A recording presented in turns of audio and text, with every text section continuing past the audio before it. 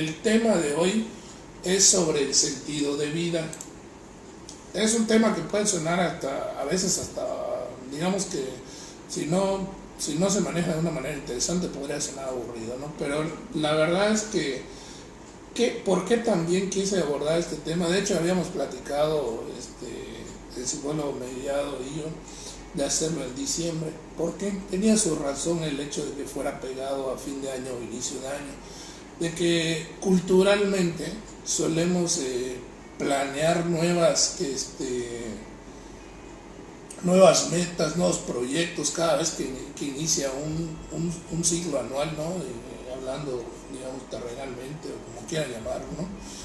Nos proponemos metas, nos proponemos cosas, así también algunos pasan esta época o la época navideña en el lado opuesto, ¿no? En el lado de la depresión, en el lado entonces es un tema muy interesante, ¿no? Es un tema muy interesante y además quien ha tenido la oportunidad de estudiar algo que tenga que ver con tanatología, con logoterapia, con existencialismo, este tipo de cosas, la verdad es que es un tema muy interesante también. Entonces, nuestro invitado es el psicólogo Eduardo Mellado. Él,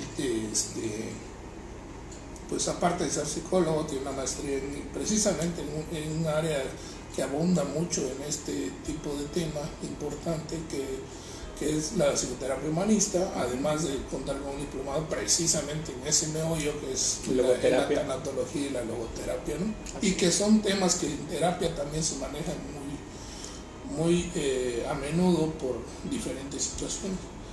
Ahora vamos a platicar un poquito de esto y ya tenemos nuestras preguntas guía como siempre y algunas y la primera curiosamente no sale de mí sino de una persona de la página de nuestro invitado. Entonces, y la pregunta era que alguien le ponía: ¿realmente la vida tiene un sentido? Y vamos a abordar nada más se me olvidó hacer un breve comentario, vamos a abordar el tema y las preguntas de una manera desde la psicología. ¿A qué voy con esto? Porque es un tema que puede tener muchos abordajes y el principal es la filosofía, pero no nos interesa a nosotros filosofar en este momento, no. Para dónde va el ser humano y por qué está en este mundo, no, sino más bien desde un término psicológico, porque puede ser causa incluso de algunos trastornos mentales, ¿no? Entre ellos la depresión y la ansiedad, que son los más comunes de hecho. Entonces, desde la psicología vamos a estar abordando esto. Entonces la pregunta es esa: ¿realmente la vida tiene un sentido? ¿Qué nos podrías compartir desde tu postura, tu experiencia? Sí, bueno, desde lo que me estabas mencionando, desde la psicología y lo que es la parte de la logoterapia, es muy común que las personas quieran encontrar como una receta, como una guía, como alguien que llegue y me diga: este es tu sentido, esto es lo que tienes que hacer para ser feliz. Y justamente uno de los temas que vamos a tomar más adelante es esto: no existe un secreto para la felicidad, no existe una fórmula mágica, algo que diga que yo pueda llegar y te diga este es tu sentido de vida. No es así. Desde la psicología, yo como terapeuta lo que hago es hablar con la persona y juntos encontramos para ti cuál es el sentido que la vida tiene, cuál es el motivo por el cual tú le encuentras una razón para seguir viviendo. Entonces, aquí contestando la pregunta, ¿la vida tiene sentido? Escrito general para todos, no existe una respuesta general para todos, pero la vida puede tener sentido si tú estás dispuesto a encontrarlo. Y es algo que podemos ahorita más adelante, podemos ahondar más en esta parte de cómo encontrar el sentido de vida de cada quien. Exacto. Entonces, esa era una pregunta que alguien mandó en la página del psicólogo Eduardo Mellado, ¿no? Entonces, era importante abordarla, pero la vamos a enlazar con la a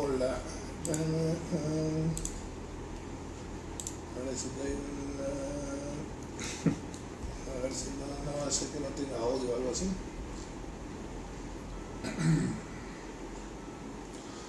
Bueno, vamos a seguirlo comentando. Porque la pregunta con la que vamos a iniciar y que es algo común que se suele presentar a ver, es que algo me puso mi hermana que es... Algo de apagar una luz. No apague la luz,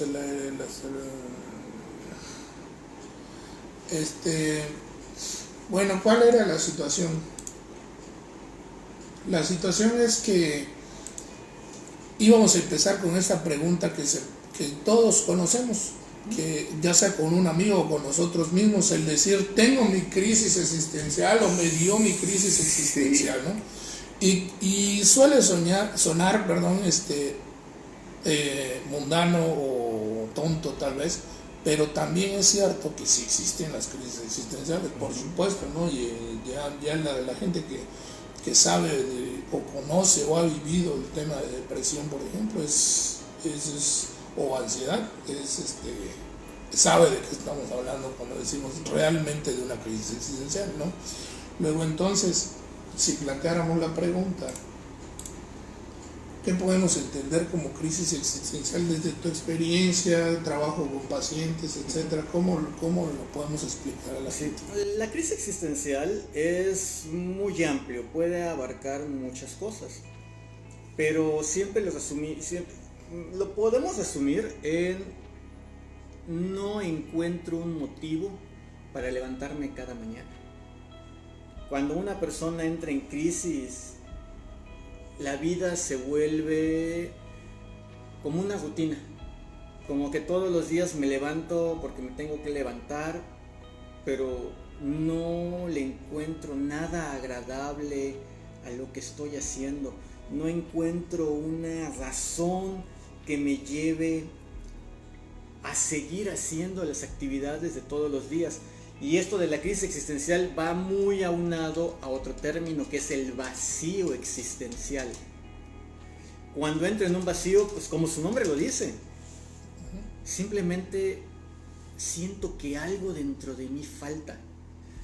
Y esto es algo muy curioso porque un vacío existencial que es fácilmente reconocible es cuando tienes una muerte, cuando pierdes una pareja, cuando te pierdes un trabajo, digamos algo así que era el motivo que te ayudaba a continuar. Pues cuando esa persona pierde eso, es fácil reconocer que tiene un vacío existencial, porque dices, bueno, pues fue porque perdió esto. Pero también los pequeños problemas de la vida cotidiana, lo que poco a poco, ahora sí que lo que la vida común venimos arrastrando, es decir, como piedritas, se van juntando hasta que un día no tienes un problema grande. Es más, podemos decir, es curioso porque justamente estos son a los que entran en un doble, porque aparte de la crisis, tienen culpa de sentirse mal. Sí, también se presta a que entren en culpa porque tengo trabajo, tengo un trabajo que no es el mejor trabajo, pero tengo trabajo, tengo familia, me va bien, no tengo motivos para sentirme mal, y aún así no soy feliz.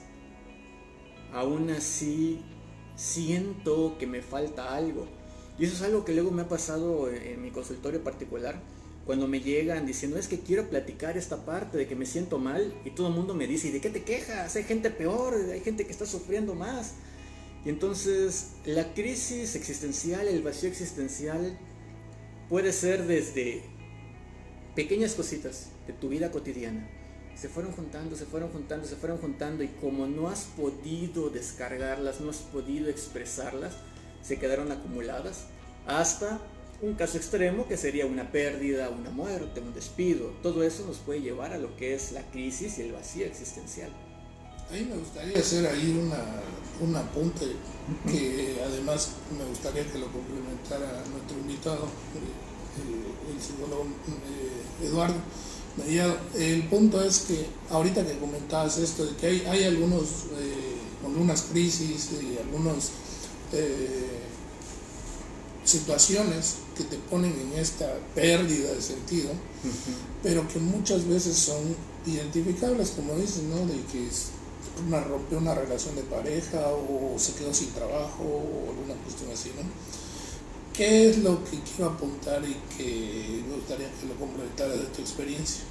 Que la gente, porque vamos a ahondar en algunos mitos, algunas cosas, mala práctica, por decirlo así, común en la calle. Y una de ellas es que te digan, es que lo único que tienes que hacer es no depositar tu felicidad en nada externo y solo en ti, ¿no? O sea, la frase sí está chingona, ¿no? Sí, suena muy padre. Ideal es, digamos que en términos conceptuales sería una utopía, sería lo ideal, ojalá si fuera. El punto es que nunca va a ser así, 100%. porque todos vamos a terminar depositando en alguna forma cosas en relaciones sociales, sean de pareja, amistad, etcétera, en nuestro trabajo, en nuestra profesión, y siempre que haya una pérdida va a haber pues, un duelo, un dolor, un sufrimiento, ¿no? Entonces, bajo ese tipo de mito, comentario que se da en la calle, que lo único que tienes que hacer es empezar a depositar tu felicidad en ti, no en cosas externas, ¿no? O sea, es demasiado banal. Demasiado utópico. No, y es que eso va frecuente. Sí, y es que eso va en contra justamente de, bueno, si lo vemos desde un punto de vista antropológico, va en contra de la evolución, porque ahora sí que la especie humana ha evolucionado justamente de un sentido de comunidad, de estar junto, de pertenencia. Bueno, como siempre, nunca falta el caso extremo, el caso aislado, pero hablemos, el común de la gente, necesitamos de otros, dependemos de otros. En mayor o menor medida nos interesa la opinión de otros. Y entonces, digo, de nuevo, alguien podrá decir, no, a mí me vale, pero el común de la gente, y puedo decir, hablar por mí mismo, yo trato de crecer en buscar en mi beneficio, en buscar mi ayuda, pero a mí me interesa también, dentro de cierta medida, me interesa lo que los demás dicen, los que más opinen, y en ocasiones también la sensación de sentirme solo y quererme sentir acompañado por otras personas. Esta parte que, como mencionas, luego se cae en los extremos. Y eso es algo que siempre menciono, los extremos, sin importar de qué hables, los extremos siempre son dañinos. Querer creerme que solo me importa lo que yo pienso y alejarme del mundo es al final tan dañino como depender únicamente de lo que los demás dicen y opinan. Y a lo mejor ese extremo llega a caer en lo que le llamaríamos soledad y termina siendo igual de adverso. Así es. Igual de problemático, ¿no?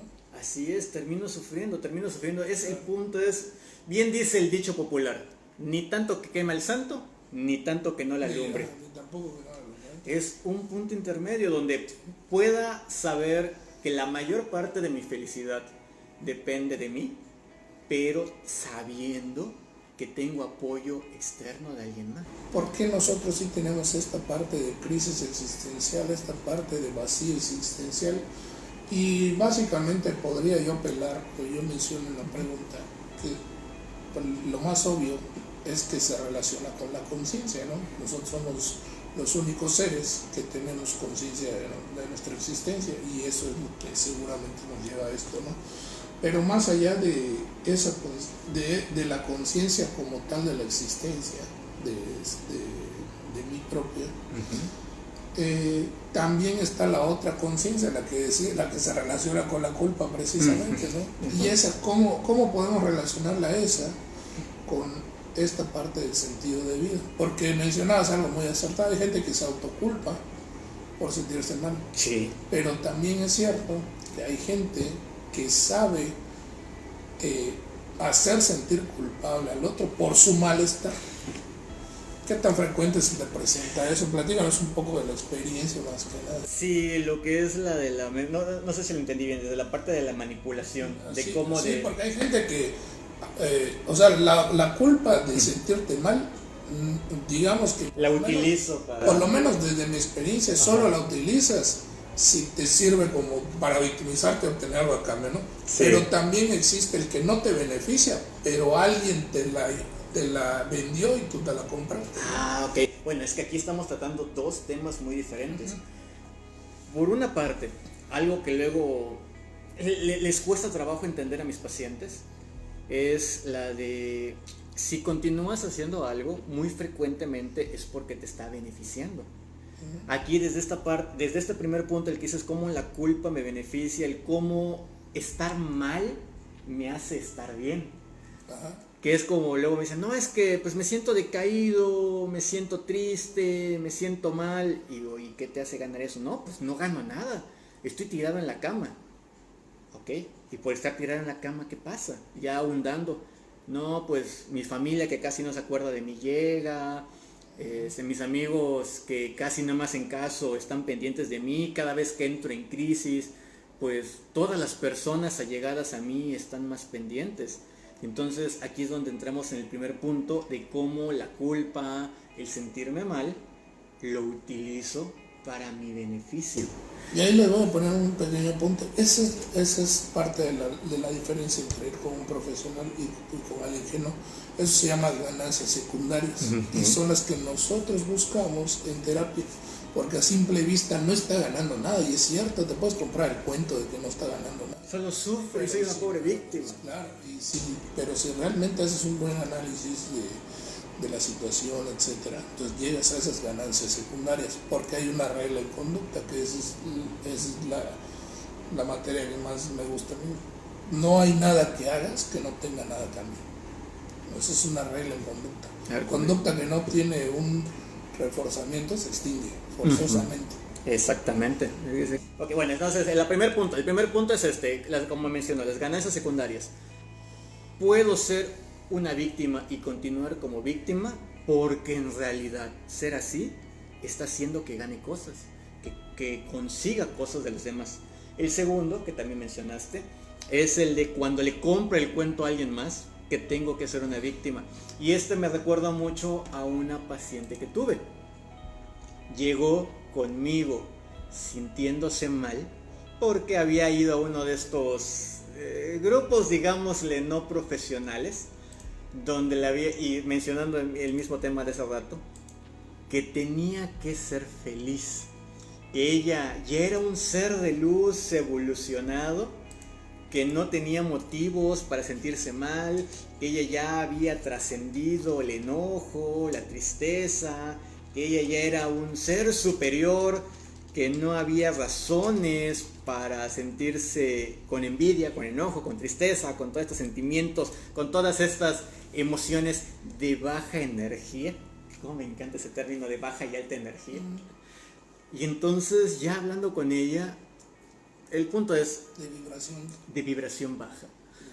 Sí, el punto es que hablando con ella, resulta que realmente tiene problemas.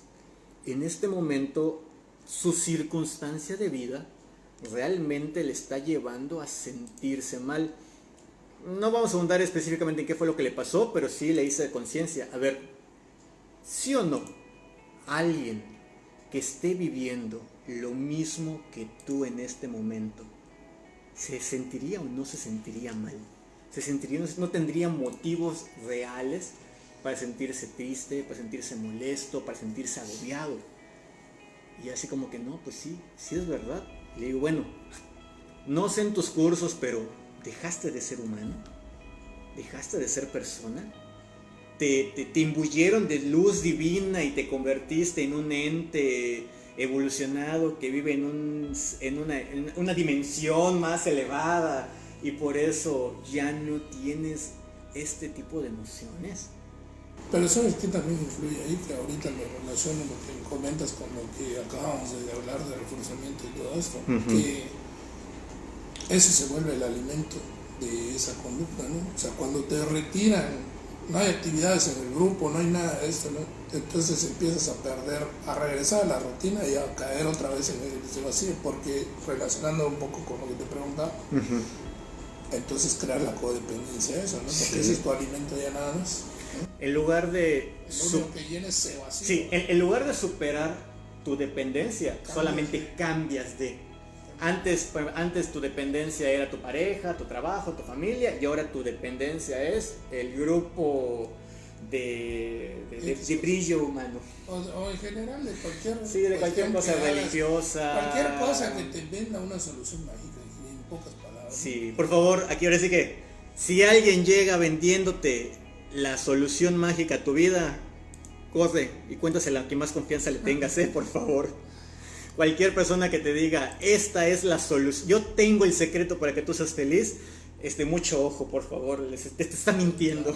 Claro. Bueno, vamos a leer la pregunta que le ponían aquí. Ya te la pasé. Si no hay otra, No me parece que no.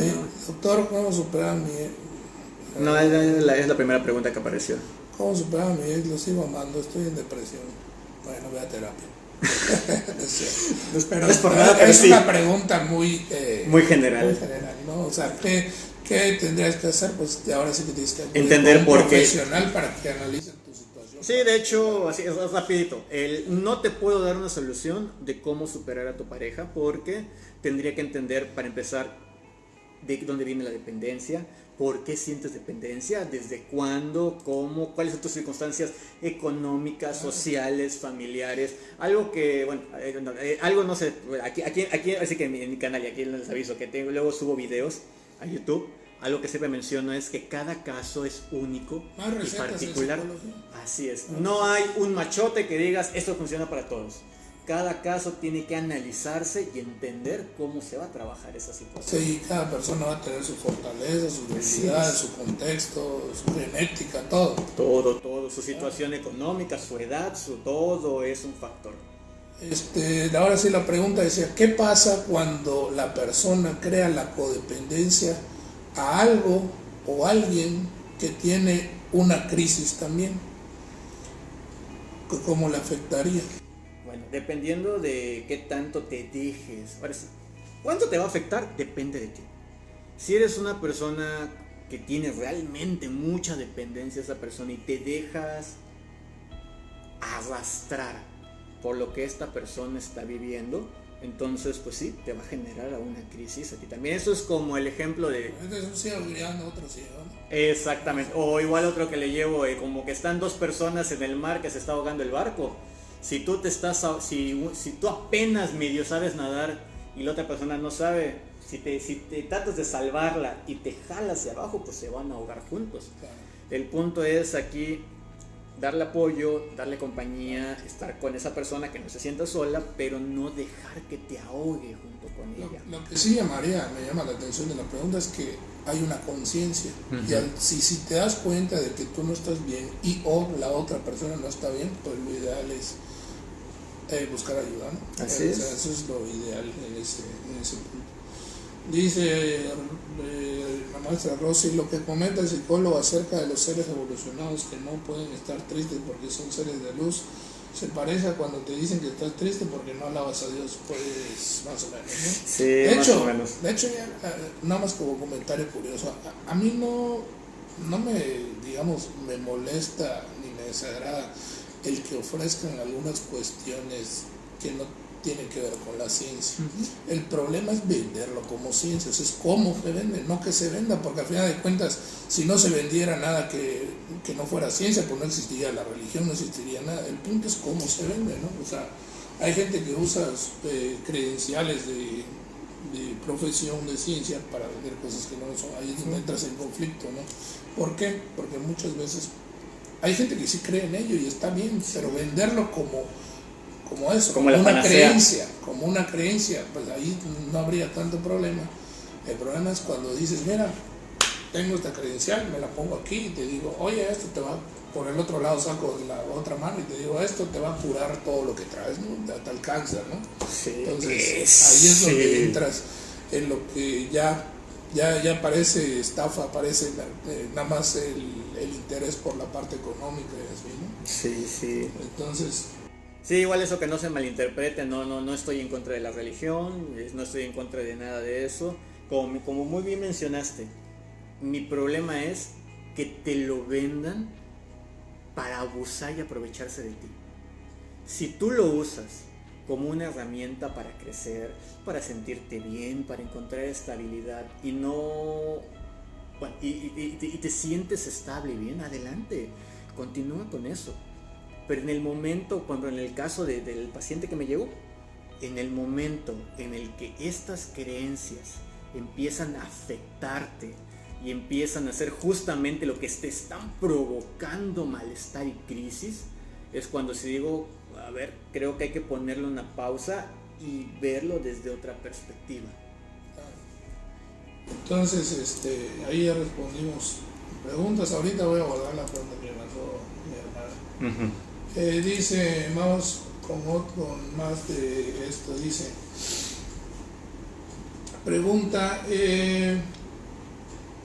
vamos a compartir esto. ¿Qué pasa cuando hay desesperanza? ¿Cómo se relacionaría la desesperanza con la parte del sentido de vida, ¿no? ¿A qué te refieres con desesperanza? La desesperanza es como esta visión de túnel donde no hay luz al final del camino, ¿no? Ahorita que hablamos de pérdida de sentido, hay muchas cosas que se pueden relacionar con un trastorno de depresión, por ejemplo, ¿no? Por ejemplo, en depresión desde cognitivo-conductual se maneja una cosa que se llama la triada de la depresión, que es una vista negativa hacia el futuro, hacia los demás y hacia el mundo, ¿no? O sea, no hay de hecho se maneja no solo el inventario de depresión de Beck, sino también hay uno que se llama inventario de desesperanza, que mide hasta cierto punto incluso el grado en que la persona ya ha perdido el sentido y puede cometer o le pueden llegar ideas respecto al suicidio. Entonces, en ese sentido de desesperanza, ¿cómo se relacionaría desde tu experiencia? ¿No te ha llegado gente que, cómo has visto a qué le apuntan, qué causas manifiestan, qué tan común lo encuentras? Bueno, hasta ahorita, por suerte, en el tiempo que llevo trabajando, no es tan común que me llegue una persona con esto que dices de la desesperanza. A ver si lo entendí bien, desde el sentido de ya no le encuentro razón. Sí, sentido, ¿no? Si ya no le encuentro sentido, no le encuentro razón. Me llega muy frecuentemente sentir que la vida es una carga, que la vida me pesa, el sentir que sí me llegan con esas ideaciones suicidas de ya no quiero seguir viviendo, pero no porque la vida no tenga sentido, sino porque la vida es tan cansada y tan pesada que quiero buscar una salida, así que quiero buscar el descanso. Estoy tan cansado de la vida que quiero buscar el descanso definitivo. Entonces me llega más frecuente eso. La desesperanza hasta el momento no me ha llegado. O como dirían los memes del Facebook, que paren el camión porque me voy a bajar. Sí, así, exactamente. Paren el mundo que me quiero bajar. Así es lo más frecuente que me llega. Ahora, en la desesperanza de que me llega alguien diciendo, no me siento cansado, no me siento agobiado, simplemente no. ¿Y te ha tocado algún caso? Porque hace ratito mencionábamos que a veces la causa es identificable, ¿no? Generalmente hay una pérdida, una situación así. Pero también te ha tocado algún caso, porque a mí me ha tocado en alguna ocasión una persona que te dice, me siento vacío, pero no sé por qué. No, hasta ahorita no. A mí sí me ha tocado. A ver, cuéntame por qué ese sistema ha pasado. Y digo, que el paciente dice, como que no, más o menos va enfocado a lo que mencionas, que dices, como que están cansados de la vida, como que no le encuentro para qué me estoy levantando todos los días, ¿no? Pero no es que tenga yo una visión negativa del futuro, que esta triada que estoy comentando, ni tampoco una visión negativa de los demás, ni nada. Pero como que no me llena lo que hago, no me llena la vida que llevo, y dicen, no sé qué pasa, ¿no? Entonces, suele ser un poco a veces complicado encontrar ese por qué o ese para qué. Si al rato vamos a hablar de esta diferencia del por qué o el para qué. Bueno, eso lo podemos hablar un poco de la parte de Víctor Frankl. Sí, de logoterapia. Sí, de la parte de la logoterapia de Frankl, que es donde justamente busca lo que es el... Porque precisamente yo desde ahí es donde entré al tema, ¿no? Con esta persona. ¿Por qué?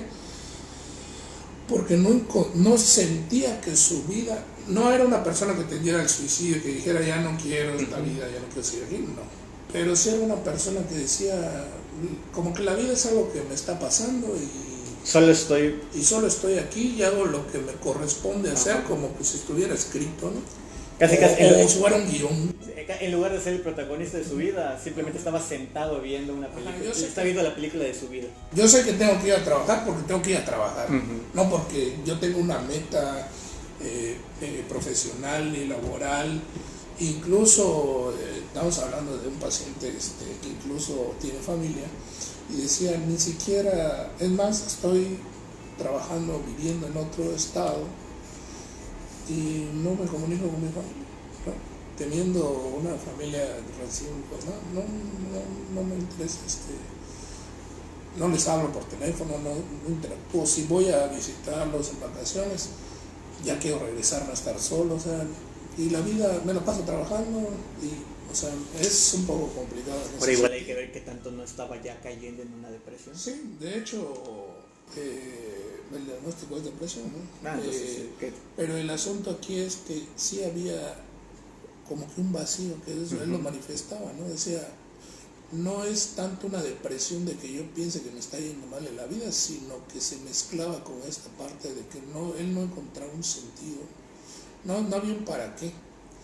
Y algo que es cierto también y que intervino en ese caso es que hasta el medicamento era necesario, no ayudaba mucho porque no estaba viendo qué hay a su alrededor en su vida, y parte de su mal funcionamiento a nivel pues cerebral es que no ve sus recursos, no se disfruta nada, etcétera, ¿no? Pero sí es un poco complicado en ese.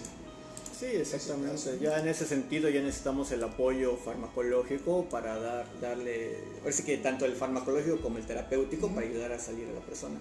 Espérame, aquí una pregunta. Dice, en el momento de una sesión terapéutica, ¿puede uno agarrarse de esa creencia de Dios o vaya a ser un ser espiritual para que la persona salga de una crisis? Sí. Sí, algo que siempre le menciono a mis alumnos es, tienes que trabajar con las creencias de las personas. Yo, como terapeuta, entrando a mi consultorio, mis creencias se quedan en la puerta. Y trabajo con las creencias, con las ideologías que el paciente necesite para poder salir adelante. Son fortalezas. Son sus fortalezas, exactamente. En el caso de gente que te dice, es que a mí me ayuda mucho orarle todos los días a tal santo, hágalo usted. Así o sea, es cosas de las que la gente se suele agarrar, y podemos hablar de todos. A lo mejor yo no me agarro de un santo o de un Dios, pero sí me agarro de mi familia, sí me agarro de un hijo, o sea, todo lo que implique para el paciente un ¿por qué sigues aquí?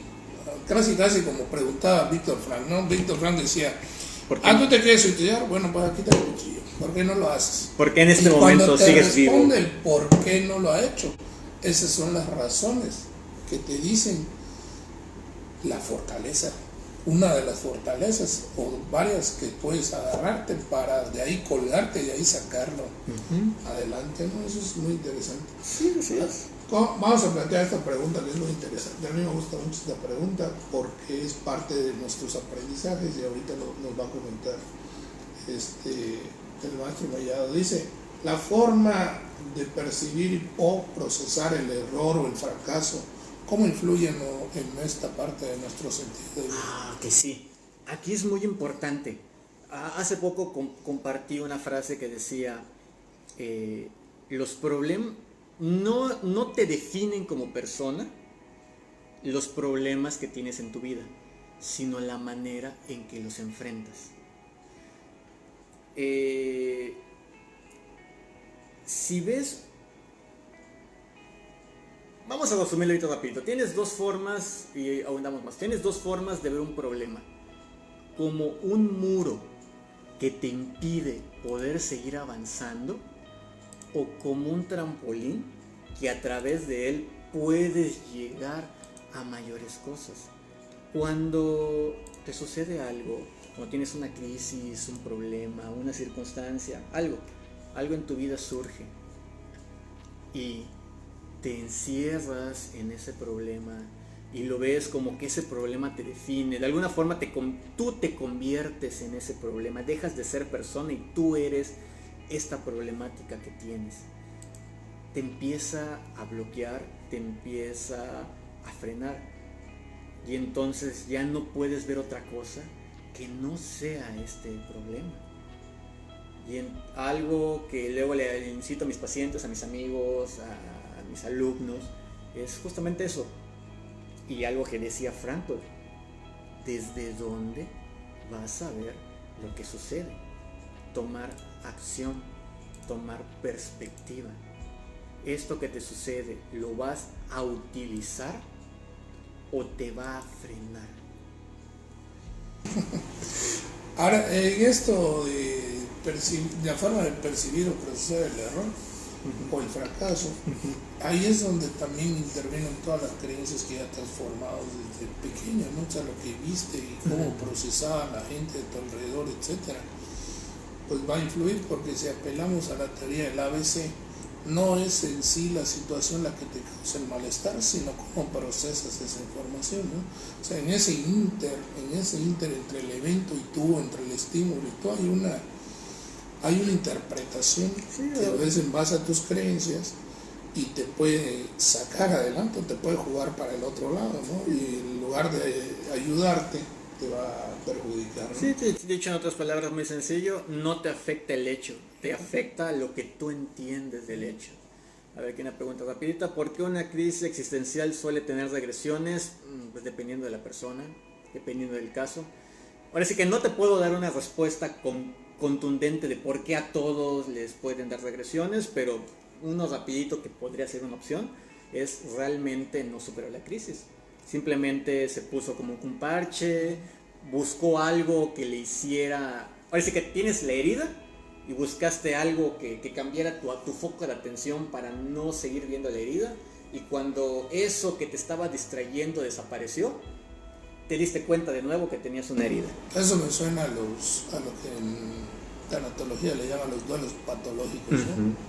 Realmente no superó el duelo. No lo superó. Y ahí se quedó como que en stand-by. Exactamente. Y cada vez que van y le hacen así a la herida, se vuelve a abrir, ¿no? Y se vuelve a abrir, y se vuelve a abrir, y así sucesivamente, ¿no? Entonces, por eso el por qué, pues dependiendo, así que en el caso de tu pregunta, pues tendríamos que ver tu caso particular, sí. Pero este es un motivo común por el cual suelen haber las regresiones. El caso del primo de tu amigo. Hay otra pregunta ya. A veces pienso que estoy conforme con mi vida y que si muero estaría conforme, pero no podría morir ahora porque pienso que mis hijos me necesitan. Tengo una dependencia hacia mis hijos. Dependencia como tal. Yo creo que yo le llamaría lo que decíamos hace rato, ¿no? Sino que a final de cuentas todos tenemos como que razones que nos motivan a hacer las cosas. Exactamente. La dependencia sería más como que no pudieras ni siquiera despegar los ojos de ellos, ¿no? Y todo para ellos y solo con ellos y nada para... O sea, que no tuvieras vida, pues, fuera de ellos, ¿no? Que tu vida girara alrededor nada más. Aquí te lo contestaría con otra pregunta. ¿Qué tanto sientes la carga de tus hijos? Si sientes que tus hijos son una carga y debido a ellos, ahora sí que quisiera desaparecer, pero no puedo porque tengo que seguir cargando con mis hijos, entonces tal vez sí estamos hablando de una dependencia. Pero si lo vemos desde otra perspectiva podría morir, pero no quiero morir porque prefiero estar apoyando a mis hijos, porque quiero verlos crecer, porque yo quiero estarlos acompañando más desde un deseo que una obligación. Entonces estamos hablando de más desde lo que vimos desde el principio, desde un motivo, de una razón, de un sentido, ahora sí que un sentido de vida. Y puede incluso también que diferentes situaciones te estén haciendo, ahora sí que malinterpretar las situaciones que estás viviendo. O sea, habría que analizar como en todos, cada caso, porque puedes estar viviendo situaciones, porque es común, por ejemplo, si tengo un montón de problemas, estrés, etcétera, en el trabajo, llego a mi casa y estoy irritable y parece que no soporto a mi familia. Bueno, es que no la soporto, lo que pasa es que el ambiente está siendo tan estresante y tan adverso que ya no veo cómo los recursos para que... Bueno, aquí se cortó para que ya volvimos. Ajá. Luego entonces, esto que procesamos diferente lo vamos a enlazar con esto que habíamos puesto como pregunta, porque al final de cuentas ronda también en la calle, en el ambiente, en nuestra sociedad comúnmente. Solemos creer que las situaciones nos afectan a todos por igual. Sí. Y aunque ya la aclaramos de alguna forma, más bien ahorita queremos compartir, y ahorita nos va a comentar algo el psicólogo Mellado, de que está esta parte de que porque yo lo superé, tú lo vas a superar, y además de la misma forma o la misma receta con la que lo superé yo, ¿no? Sí, o sea, si tú rompiste tu relación, coño, si yo rompí la mía hace 6 meses, ¿no? O sea, a rato se te va a pasar, dura 7 días, así me pasó. Si yo lo pude superar, ¿por qué tú no? Y además así me pasó a mí, ¿no? O sea, yo viví lo mismo, es más, es lo mismo que yo. Entonces es necesario aclarar eso. Entonces nadie tiene ni los mismos recursos en ningún sentido. Sí, y esto es algo, un ejemplo, mira.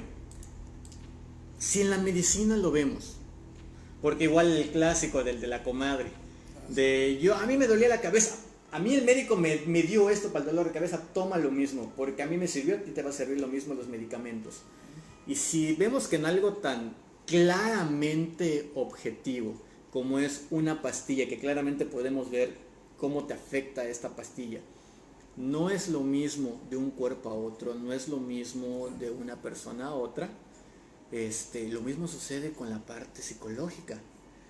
Lo que tal vez para mí esto es algo superficial, algo sin importancia, y para la otra persona puede ser la desgracia más grande de su vida, y viceversa. Lo que para mí puede ser es el motivo por el cual no quiero seguir existiendo, para otra persona es me pasa hoy y para mañana ya se me pasó. O sea, fue algo que mencioné hace rato.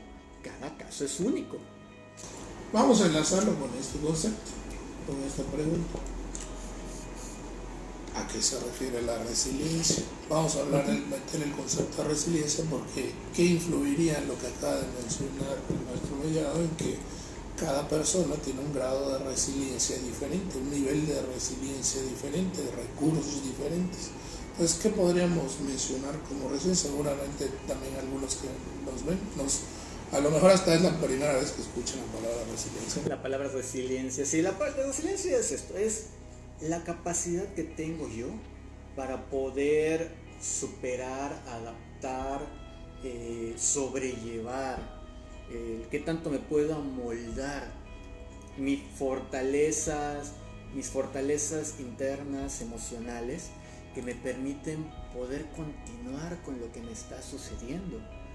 Una persona con una resiliencia menor es más fácil que los problemas o las circunstancias que viven le bloqueen, le dejen tirado más tiempo, mientras viceversa, una persona con una mayor resiliencia le será fácil poder superar y sobrellevar las cosas que está viviendo o que está enfrentando.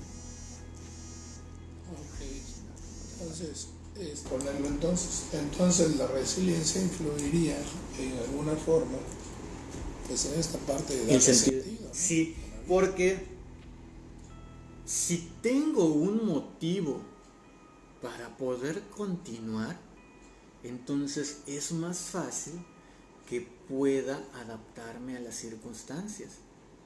Si me pasa un problema que me bota y no tengo razón para levantarme, entonces, ¿para qué lo voy a superar?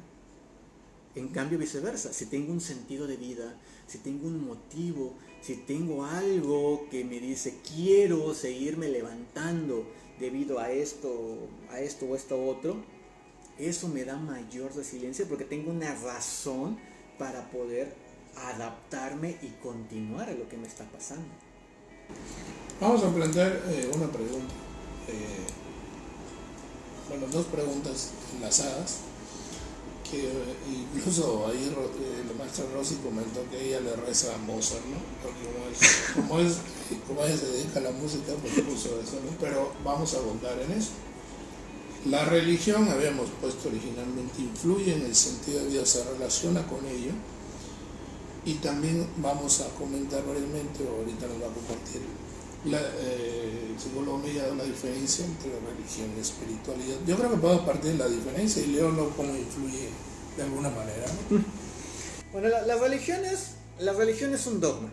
La religión es un sentido de creencias, de ideologías, que ya tienen un dogma, un estereotipo, un lineamiento y te dicen cómo tienes que creer. Se supone, en el mundo ideal, la religión va acompañada de la espiritualidad, pero no estamos en el mundo ideal. Entonces, la religión es simplemente eso. La religión es los pasos, los dogmas, los principios, los lineamientos que te dicen cómo comportarte, los ritos, los rituales que realizas, o sea, toda esta parte del comportamiento, de los lineamientos, eso es la religión. Más allá de la religión, tenemos lo que es la espiritualidad, es sentirme conectado. Por eso digo, se supone que en el mundo ideal la religión te permite conectar con la espiritualidad, el sentir que hay algo más grande que yo, y no necesariamente Dios como tal, simplemente el hecho de sentir que algo más grande que yo, como este pequeño punto en el universo, que hay algo más, que hay una trascendencia, o no necesariamente creer en un algo, sino el simplemente en un algo concreto, sino en un algo vago, como el creer que lo que yo hago el día de hoy permite que el mundo sea mejor, que la gente a mi alrededor esté mejor, el creer que estoy ayudando al mundo, que estoy ayudando a la humanidad, que estoy haciendo algo más grande que solo yo mismo. Personal, etc. Esta pregunta que nos planteábamos hace rato, del mercantilismo de la felicidad.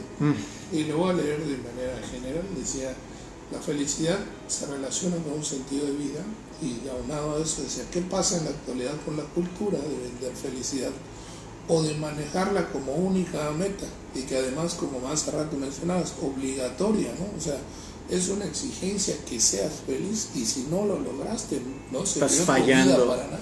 No sirves, sí. No sirves como persona si no eres feliz. ¿A qué nos llevan estas posturas? Sí. Incluso porque puse como último, todas estas preguntas las puse enlazadas, como última pregunta puse, también podemos llegar a perder ese contacto de alguna manera con la realidad al estar solo pensando en ser feliz, ¿no? Sí, la verdad es un riesgo muy grande, porque luego, como hablando, en la cultura popular, cuando hablas de emociones negativas y emociones positivas, entonces las emociones positivas son las que tienes que sentir siempre, y las emociones negativas son malas y tienes que evitarlas, como la tristeza, el enojo, el resentimiento. Y algo que, de nuevo, con mis amigos, con mis pacientes, con toda la gente en general, algo que intento enseñarles: no existen emociones negativas o positivas. Habrán emociones que prefieras y emociones que evites, pero todas las emociones son útiles, agradables o desagradables. Eso sí, obviamente, en sentido real, pues nadie que, el común de la gente no quiere estar triste, el común de la gente no quiere sentirse desanimada, pero son necesarias, son parte de la vida. Es como decir, quisiera desaparecer la noche, quisiera que todo estuviera arriba y desaparecer el abajo, o sea, no haya calor. O que no haya calor, o sea, quisiera desaparecer el calor del mundo y que solo existiera frío. O sea, no, necesitas ambas cosas.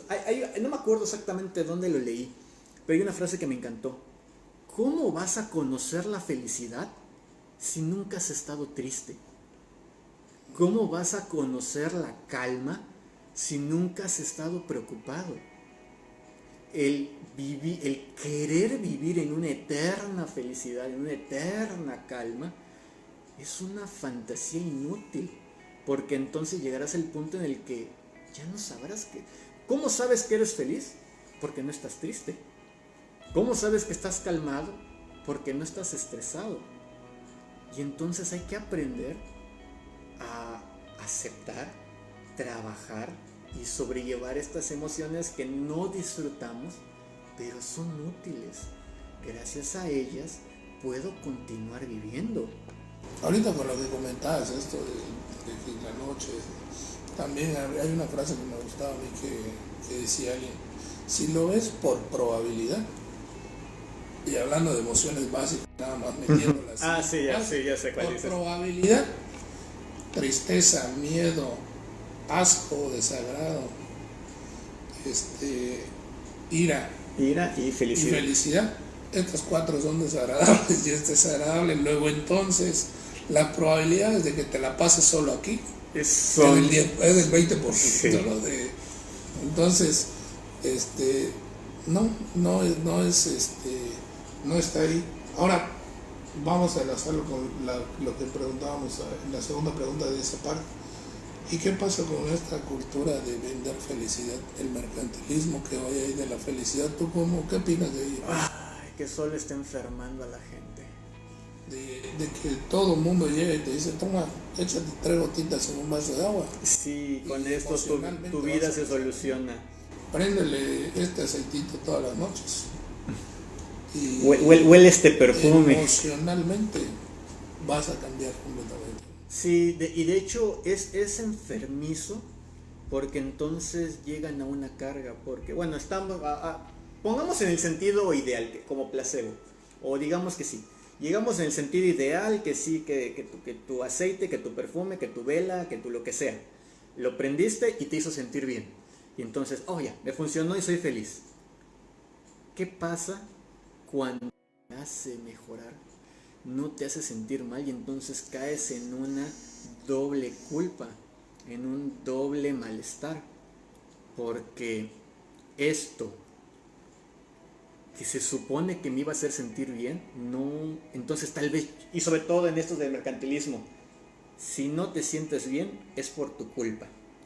Tú estás haciendo algo mal y por eso es que tú no te sientes bien. Entonces entro en una doble crisis, porque ahora no solamente tengo la tristeza y el enojo que ya venía de cajón, sino ahora la culpa de que, estoy haciendo algo mal y porque estoy haciendo algo mal no soy feliz. Por mi culpa no soy feliz. O peor aún,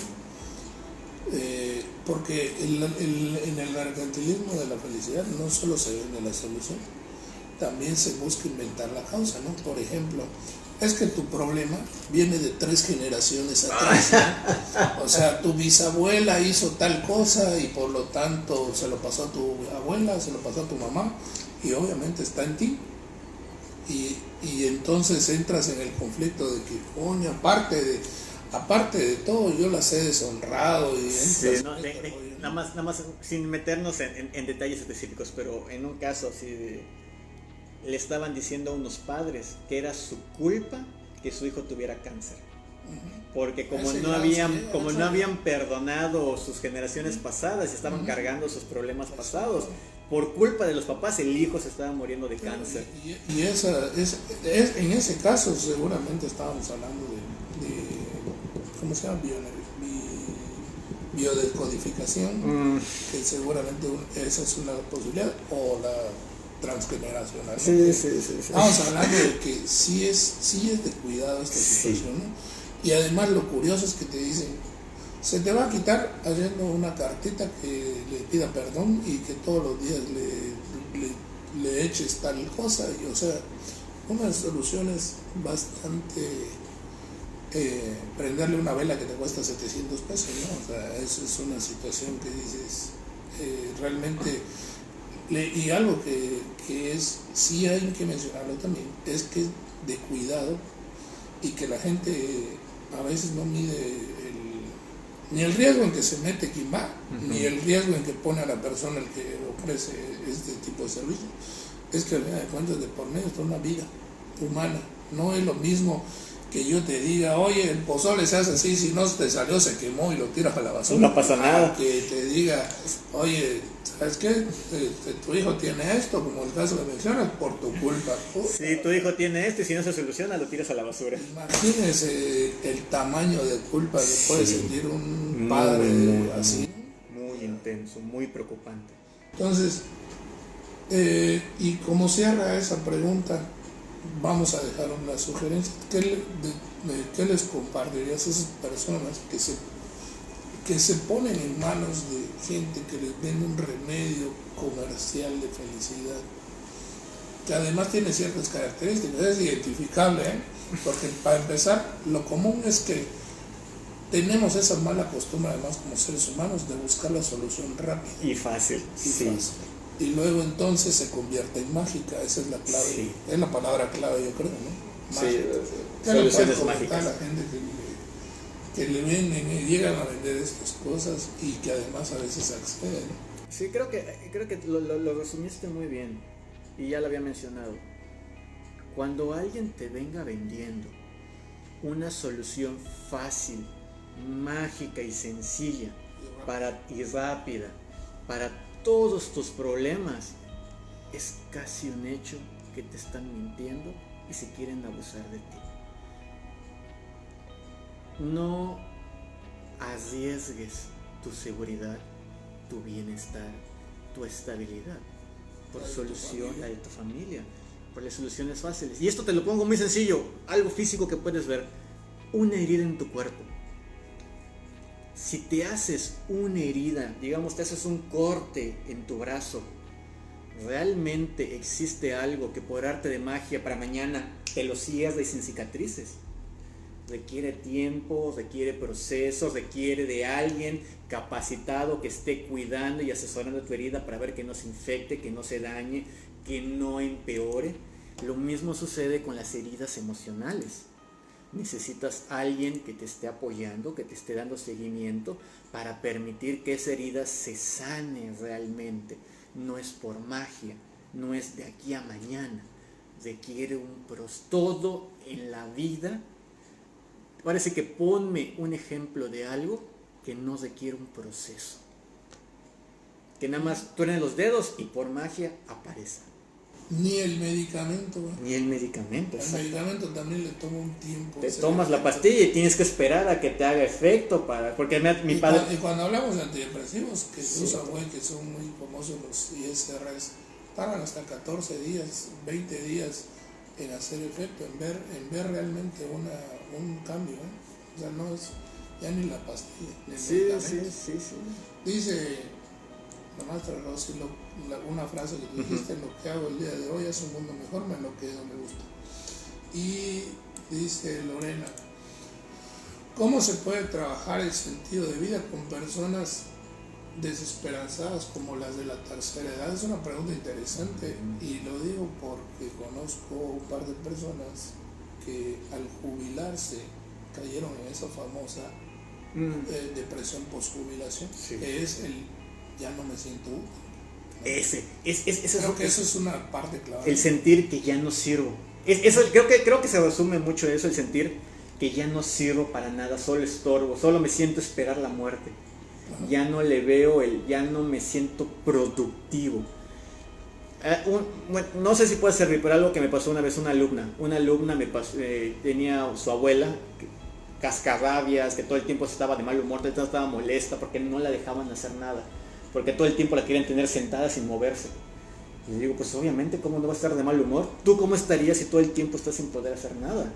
Búsquenle actividades que desde su capacidad puedas realizar. Obviamente no le vas a poner a cortar la leña del jardín, pero pues no sé, a regar las plantas, a comprarle un pez y que esté pendiente de que siga viviendo ese pez. O sea, darle una razón para cual seguir viviendo. Acabas de dar en el punto que yo iba a comentar, ¿no? Decía, y en cuanto a lo que hablábamos de útil, ¿por qué? Porque igual de manera personal me tocó vivir en la familia, que llega el momento, en el caso por ejemplo de mi abuela, que yo creo, o sea, yo lo he pensado y digo, debe ser difícil que llegue el momento en que te dicen, dame las llaves, ya no puedes manejar, ¿no? Te jubilas, te pensionas, o sea, te voy quitando actividades que eran lo que te mantenían tu rutina, tu actividad. Y el problema yo creo que no está en quitar, sino en que no me ocupo de cómo ocupar ese espacio que queda vacío, ahora sí, hablando de ese punto. Exactamente. ¿No? En lugar de ver con qué lo puedo llenar, simplemente veo cómo me quitan, y llega el punto en el que... Nadie se preocupa por ponerme algo ahí. Exactamente. O ver cómo se integra la persona a otras actividades que no le van a perjudicar y que le puedan mantener pues un sentido, ahora sí que en función de eso, ¿no? Porque como bien menciona Lorena, en la tercera edad pues es frecuente, ¿no? Estamos hablando de que, por ejemplo, si habláramos de tanatología, se dice que cuando se muere un hermano, uno acaricia su propia muerte. ¿Por qué? Porque es lo más cercano a tu edad, a tu generación, a ti de manera afectiva. O sea, hay muchas cosas que hacen que veas ya como que de cerca, ya no es tan lejano como que se murió mi abuelo o se murió un pariente lejano, ¿no? O sea, cuando ya ves gente de tu generación que deja de hacer cosas o incluso hasta hay una muerte, ya como que ya dices, ya no soy ya no soy tan joven, ya no soy un poderoso, ¿no? Que no me va a pasar nada, ¿no? Sí, de hecho, a mí me pasó hace cuando llegué a los 30, estaba de 30 años, es bastante joven, que no se están muriendo, sí. Pero sí veo a mis compañeros con el azúcar, con la diabetes, con la presión, que el hígado, que el riñón, cargan un montón de medicamentos, y fue cuando... Ay, no. Como que ya hay que bajarle un poco. Como que me tengo que detener un poquito, porque por suerte yo no dependo de todo eso, pero no quiero seguir el ritmo de vida que me haga caer en todo lo que ellos están viviendo. Sí, porque de alguna forma, una vez que iniciamos la adolescencia, empezamos con esta mentalidad de que a mí no me pasa nada. Sí, soy eterno, y puedo que hacerlo todo. Un buen tiempo, ¿no? Sí. Hasta que empiezas a ver estas situaciones que te pueden... Que te van enfrentando con la realidad. Y menciona Betty, las heridas emocionales necesitan tiempo, todo en la vida requiere un proceso. Era lo que mencionábamos ahorita. Exactamente. ¿No? Muchas gracias por la plática. Y aquí la última pregunta, ¿mi felicidad puede ser la felicidad de otros? ¿Es posible? Varias personas pueden compartir el mismo punto de felicidad. Obviamente no va a ser exactamente así como calca a todos, pero un mismo objetivo, un mismo punto les puede dar felicidad a varias personas. ¿De qué es posible? Claro que es posible. Lo único que habría que cuidar en esa pregunta, si para ver si yo también la vi tal vez un poquito de otra perspectiva, era no caer en lo que hablábamos de hablar, en el famoso mercantilismo de que mi felicidad y la felicidad de otros son iguales y vamos a seguir la misma receta o yo puedo ser la felicidad de alguien y me lo venden o alguien la mía, nada de eso es así como no puedes depositar todo en ti y que nada te importe y nada te valga, tampoco puede ser que todo lo deposites en todos los demás. Realmente es un ir y venir, un dar y recibir. Una mediación, equilibrar lo que sucede dentro de mí con lo que sucede fuera de mí. Entonces ya hablamos de eso porque era importante, y vamos a lanzar la última pregunta. Es una pregunta con una aclaración, ¿no? Dice, como recomendaciones generales, hablando del tema que da sentido de vida, ¿cómo le daría yo sentido a mi vida? Yo creo que esa la podemos responder y me gustaría que la respondiera el psicólogo Mellado desde Víctor Frankl, con el por qué y el para qué, ¿no? Yo creo que esa es la respuesta desde la psicología la más idónea, me parece, porque nada más como aclaración, yo creo que, y además seguramente coincidimos, que Víctor Frankl es toda una autoridad para hablar del tema, y yo creo que su respuesta para mí es la que más sentido común tiene, lo demás lógico. Sí, a ver. Y es que, bueno, desde mi perspectiva, muchas veces nos enfocamos en el por qué me pasó esto, por qué sucedió tal cosa, si yo soy bueno, si esta persona es buena. Hace poco me decía una persona, oye, ¿cómo le digo a mi hija, cómo le explico a mi hija cuando me pregunta? Estaba muy triste, estaba llorando y me decía, mamá, ¿por qué a la gente buena le pasan cosas malas? ¿Cómo se lo explico? ¿No? Y sin ahondar en esa pregunta, porque nos tardaremos aquí otra hora. Es porque precisamente lo que nos hace sentir mal es engancharnos el por qué pasaron las cosas. Y el darle sentido a algo no nos lleva a la pregunta tanto del por qué, sino para qué. ¿Qué pasaría si yo cambiara la pregunta hacia Víctor Frankl? ¿Para qué pasó esto en mi vida? Por ejemplo, algo que yo me he preguntado, y eso de manera personal, es que yo creo que todas las personas que he conocido en mi vida, o han estado en mi vida de alguna forma, aportando o quitando, fue para algo. O sea, para algo llegaron a mi vida y para algo yo llegué a la vida de muchas personas, ¿no? Eso lo podemos, porque por ejemplo en el caso de parejas eso es común. O sea, si tú le quisieras dar un sentido a una relación que no funcionó, te podrías preguntar qué aportó esa persona a mi vida, porque para eso llegó. Y tú qué aportaste a la vida de esa persona, porque para eso llegaste. Algo se llevó de ti y algo tú te quedaste de esa persona. Aprendizajes, lo que quieras, ¿no? Entonces el para qué me parece que es la forma más idónea para poder estar encontrando un sentido o ir construyendo un sentido. No sé lo que quieras saber. Sí, creo que esto lo podemos, me gusta, ya con lo que dijiste estoy de acuerdo, y yo lo resumiría con una frase que me gusta decir bastante, que esas relaciones de no, que lo que me pasó, que lo que hice, nada de lo que hagas en tu vida es un error o un fracaso mientras aprendas de lo ocurrido. Si aprendiste de esta circunstancia, entonces es eso, es un aprendizaje, es una experiencia, algo que te permitirá crecer y mejorar más adelante. Mientras no aprendas nada, mientras no te des cuenta de qué obtuviste, de qué te sirvió esta experiencia, seguirá siendo un error o seguirá siendo un fracaso. O te centres en el error. O te sigues centrando en el error. Voy a hacer un comentario con respecto a lo que mencionas, pero que es generalizado, no solo es para el tema del sentido de vida. Tenemos una cultura que enseña el miedo y la vergüenza a cometer errores, cuando el error es una fuente de aprendizaje. Así es. De todo, hasta en el sistema educativo. Sí, te enseña que tienes que ser perfecto. Yo la estoy comentando acá, bastante. pero en realidad la manejo mucho con pacientes, hablando de cuestiones de neurodesarrollo, TDAH y todo, porque a los niños desde niños, el mismo sistema educativo, el mismo sistema de crianza te enseña que cometer un error es un pecado, que cometer un error es malo y que no debemos cometer errores, cuando el error es una fuente de aprendizaje. Yo siempre les pongo el ejemplo de que yo no conozco a nadie que no haya aprendido en el fuego o tocado algo caliente, ¿no? O sea, yo no aprendí que el fuego quema porque tú me lo contaste, ¿sí me explico? Todo le hemos metido. Entonces es una fuente de aprendizaje. Sí, eso es algo que yo luego igual hasta como maestro se lo digo a mis alumnos, yo les acepto, yo me equivoco, díganme cuando yo me equivoco, porque yo acepto que no soy perfecto, que no lo sé todo, y si en algún momento digo algo que no es, con confianza me lo dicen y yo reconozco que me equivoqué. Entonces, y aprendo. Entonces, a lo que decías, pues creo que eso serviría, ¿no? Sí.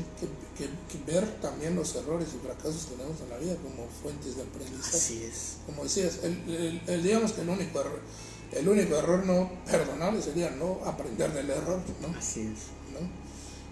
En esa postura. Bueno, entonces,